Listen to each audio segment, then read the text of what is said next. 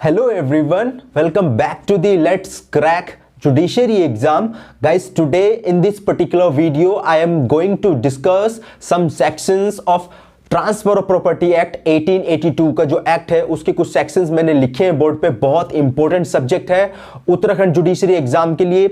PT paper जो preliminary paper है Uttarakhand judiciary का, उसके अंदर 20 to 25 क्वेश्चंस आते हैं ट्रांसफर ऑफ प्रॉपर्टी एक्ट से। उसको किस तरह से आपको पढ़ना है, क्या क्या उसके कुछ इंपॉर्टेंट सेक्शंस हैं, कैसे वो पूरा सब्जेक्ट कवर करना है, उसके बारे में आज डिस्कस करेंगे। But before we discuss about the sections, let me just tell you one thing which is very important guys. सबसे पहले गाइस आपको क्या करना है, उत्तराखंड जुडिशरी एग्जाम के प्रीवियस 10 ईयर्स के पेपर कहीं से भी आप अरेंज कीजिए। बहुत इंपॉर्टेंट रोल प्ले करता है वो आपकी स्टडी के अंदर। वो पेपर्स आपको पूरा हेल्प करेंगे, पूरा पिक्चर बनाएंगे किस तरह के क्वेश्चंस आते हैं उत्तराखंड जुडिशरी एग्जाम में। सो गाइस आप कहीं से भी उत्तराखंड जुडिशरी के प्रीवियस 10 ईयर्स के पेपर्स को अरेंज कीजिए। बिकॉज एक स्पेसिफिक इंग्लिश में तो बुक्स आती हैं काफी सारी, और इंग्लिश में एक स्पेसिफिक बुक भी आती है उत्तराखंड जुडिशरी सर्विसेज के नाम से, बट हिंदी में क्वेश्चन पेपर्स इतनी जल्दी अवेलेबल नहीं होते। अगर आपको हिंदी में क्वेश्चन पेपर चाहिए तो डिस्क्रिप्शन में वीडियो के एक नंबर है, आप वहां जाके कांटेक्ट कर सकते हैं। So now coming to the topic, sections को डिस्कस करते हैं जो बहुत इंपॉर्टेंट है, कैसे आपको ये transfer of property act cover करना है। देखो गाइस, जो ट्रांसफर ऑफ प्रॉपर्टी एक्ट है, कुछ सेक्शंस जो क्वेश्चंस होंगे वो मार्जिनल हेडिंग से होंगे, जो मार्जिनल हेडिंग है सेक्शंस के उससे होंगे। और इस ट्रांसफर ऑफ प्रॉपर्टी एक्ट के अंदर केस लॉज बहुत इंपॉर्टेंट कि एज इट इज केसेस से क्वेश्चन बनते हैं, और काफी सारी डॉक्ट्रिन है इसके अंदर, मैक्सिम है, उनसे क्वेश्चन बनते हैं। सो आज मैंने कुछ 20 सेक्शंस लिखे हैं इंपॉर्टेंट। फर्दर वीडियोस के अंदर और आगे की सेक्शंस को डील करेंगे।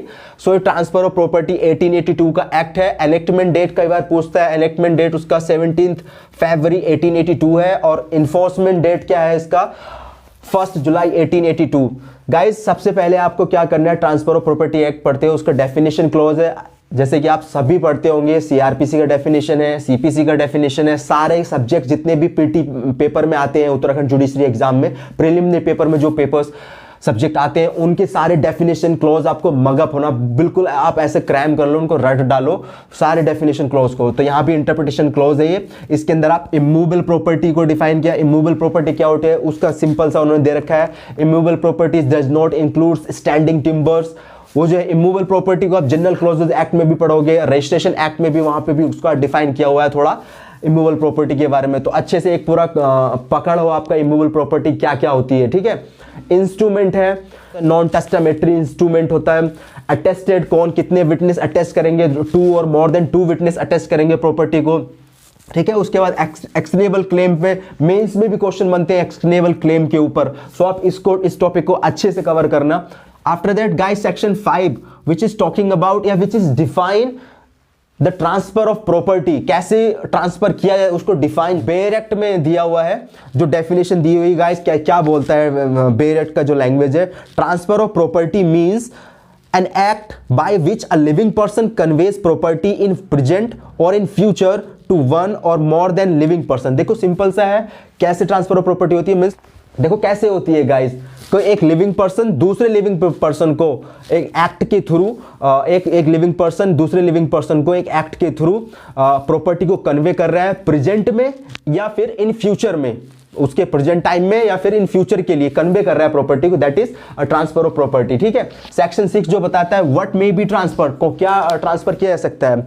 So property of any kind may be transfer, किसी भी तरह की प्रॉपर्टी को ट्रांसफर किया जा सकता है, एक्सेप्ट कुछ कंडीशन दी हुई है, उनको छोड़ के सारी प्रॉपर्टी को ट्रांसफर किया जा सकता है। Guys now coming to the section 7। Section 7 जो बात करता है पर्सन कॉम्पिटेंट टू ट्रांसफर, कौन पर्सन होगा जो कॉम्पिटेंट होगा ट्रांसफर करने के लिए प्रॉपर्टी, ठीक है। जो आपने इंडियन कॉन्ट्रैक्ट एक्ट की जो कंडीशन होती है, एक पर्सन जो कॉम्पिटेंट होगा कॉन्ट्रैक्ट करने के लिए, वो सारी कंडीशन यहां भी अप्लाई होती है ट्रांसफर ऑफ प्रॉपर्टी एक्ट में, ठीक है।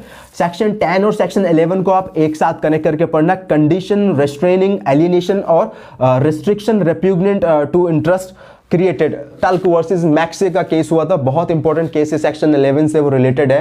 इसका पैरा नंबर 2 बहुत इंपॉर्टेंट है, आप देख लेना इनको। सेक्शन 13 जो ट्रांसफर ऑफ, बहुत बार क्वेश्चन बने हैं प्री के अंदर, यहाँ पे एज इट इज पूछा है उसने कि किस सेक्शन के अंदर transfer of benefit of unborn person की बात करता है। सो सेक्शन 13 है ट्रांसफर ऑफ प्रॉपर्टी एक्ट का, और इसी के अंदर एक रूल अगेंस्ट डबल पॉसिबिलिटी को इंट्रोड्यूस किया गया था विटनी वर्सेस मिचेल के केस के अंदर। ठीक है, ये पूरा रूल बेस्ड है सेक्शन 13 के ऊपर, ट्रांसफर ऑफ प्रॉपर्टी एक्ट के। Now coming to the section 14, the rule against perpetuity. ये भी बहुत बार पूछा गया है, रूल अगेंस्ट परपेचुइटी किस सेक्शन के अंदर है ट्रांसफर ऑफ प्रॉपर्टी एक्ट के।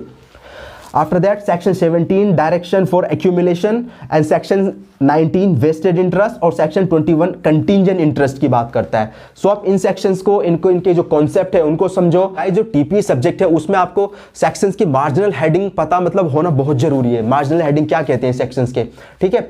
सो आप अच्छे से पढ़ो। और गाइज अगर आप बेरेक्ट देखो, सबसे बढ़िया बेरेक्ट तो ये सीएलए के बेरेक्ट होते हैं। सीएलए का एक बेरेक्ट होता है, आप यूनिवर्सल से पढ़ोगे, इसके अंदर इतने इंपॉर्टेंट जो लीडिंग केसेस हैं वो सब दिए हुए हैं। तो आपको रेफरेंस बुक की जरूरत नहीं है प्रीलिमिनरी पेपर के लिए। आप कॉन्सेप्ट बनाओ अपना, और आप केस लॉज दिए होते हैं उसके अकॉर्डिंग आप अपना स्टडी कर सकते हैं।